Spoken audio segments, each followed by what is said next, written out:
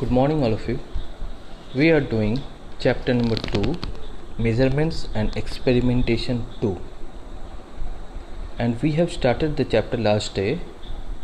Here we have learned about volume and its unit, measuring volume of a liquid, measuring volumes, the activities 1, 2, 3, then measurement of time, stopwatch, stop clock, then simple pendulum, their activities number 3 and number 4, how the time period is measured, and seconds pendulum, and some of the examples, that means numericals and illustrative questions.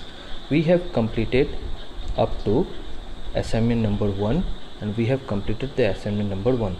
Today we will start from measurement of mass. So what is mass? The quantity of matter in any object is called its mass. That means everything on the universe consists of matter. The quantity of matter in an object is called its mass, and it is denoted by small m.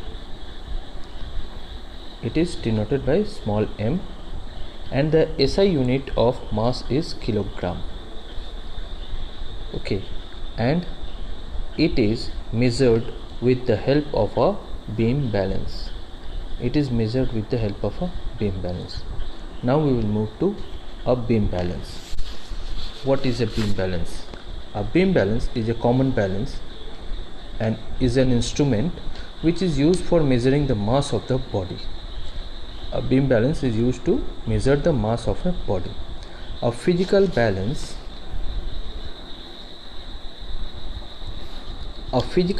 is based on the principle of lever actions. That means a balance is a first class lever. It is acting as a first class lever. How it is acting?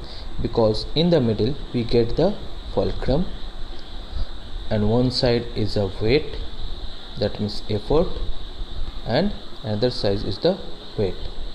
Okay, that is why it is working as a first class lever. Now there are some characteristics of a good beam balance. What are the characteristics? The truthfulness of a balance. How it is truthful? If a balance is said to be true if the beam of the balance is horizontal and equal weights when equal weights or no weights are in the pans. Suppose that there are some weight over here in the pans, then it would give the equal weight like this. When anything is not there, zero, nothing is there, then also it will give the same volume. If it is deflected, then there is a problem in this balance. Then it is not true, it is false. If it is giving the same result after putting the volume weights, equal weights here, and without weight it gives the equal volume, equal weight, then it is a true balance. Now, sensitivity of a balance. A balance is said to be sensitive if for a small difference between the weights in the two pans the beam deflects through a large angle. Suppose that we have put some weight over here in this pen, a weight, it will deflect like this, and this will go upward and this will go downward. Okay, a very small weight also gives a deflection. Then it is known as sensitivity of this balance. Now, stability of a balance. So what is the stable? How it is stable? A balance is said to be stable if it returns quickly to its position of the rest after being disturbed with no weight or equal weights in the two pans. Suppose that we have put some weight over here and the measuring weight over here. It will come to this position in a very short interval of time in equal position. Then this balance is said to be the stability of the balance. This would be the stable balance. Now, rigidity of a balance. A balance is said to be rigid if it is sufficient strong as not to be bent under the maximum unit. That means the balances are given a maximum weight limit. There are some weight limits given over here, over this line. Suppose that 1 kg, 2 kg, 5 kg, 10 kg, 25 kg, 100 kg. Before reaching the maximum limit, it will not bend or it will not break. If it is not breaking or not bending, then it is rigid, otherwise it is not rigid. It is a not rigid balance. It will not give any true value. It will give only the false value. Okay. In this case also, if we put 99 kg, it will give the same result. That means the balance, this one would be straight. It will not bend like this. Okay. Now, what is a basic design construction of a beam balance? A balance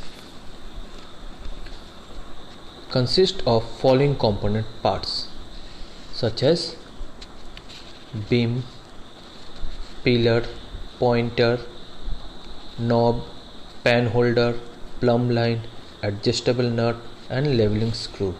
Let us see where it is situated in a balance, beam balance. See, stirrup, knife edge, beam, balancing screw knot, hook, pillar, pan holder, plumb line, pointer.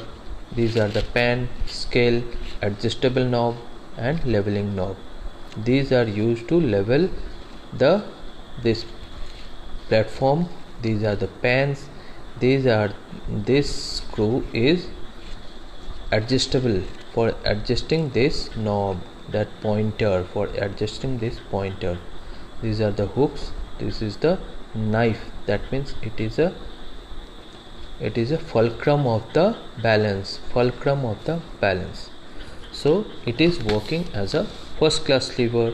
Here fulcrum is there, weight and effort would be there. Okay. Now, how does a beam balance work? How it works?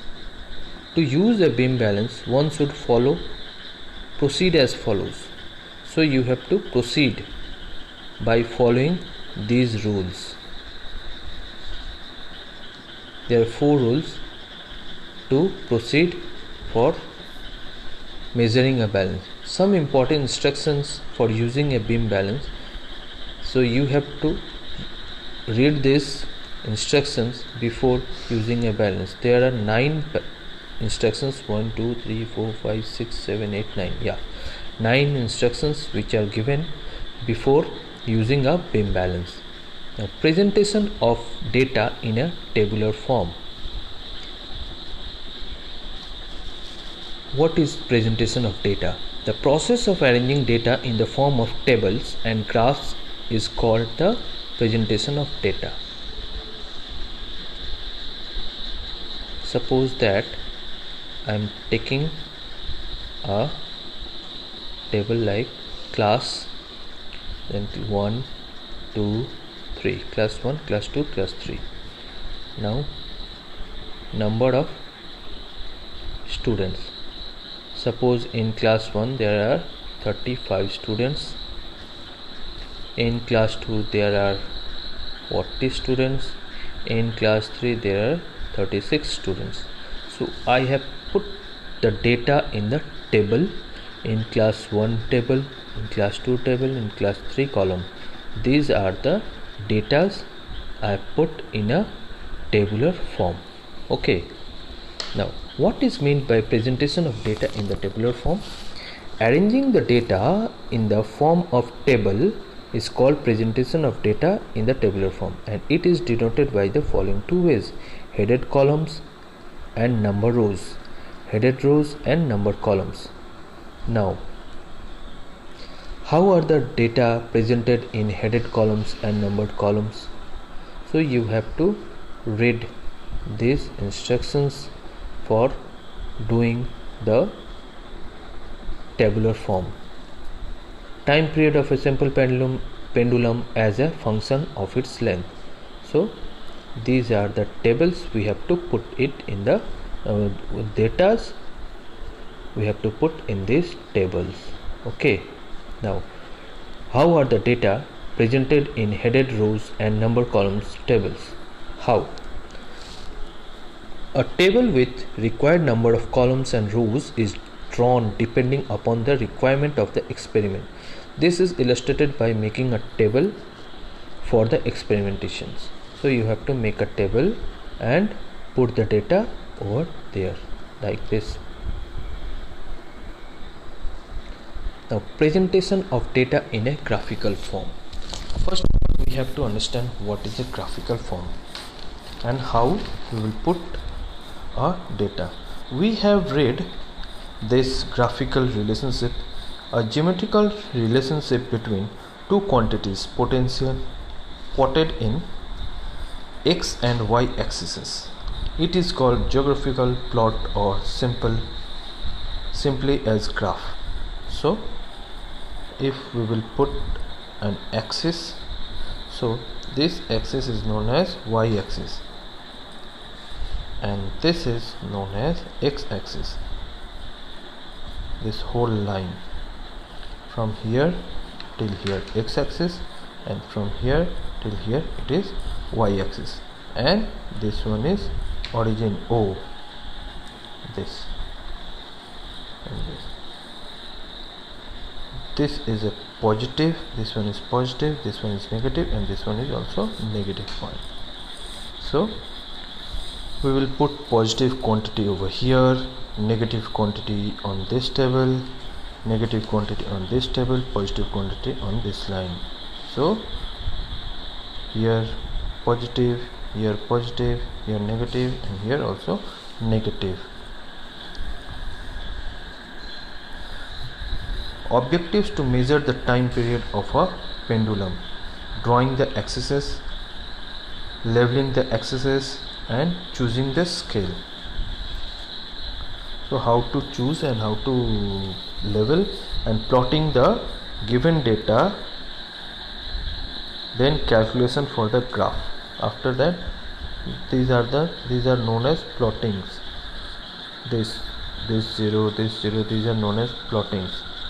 A proper choice of the scales, and after that we have to put a straight line or whatever the line, we have to join the dots. In what way are the graphs useful? So what are the usefulness of the graph? Graph is useful in the following ways. The graph plot can present a huge amount of data in compact form.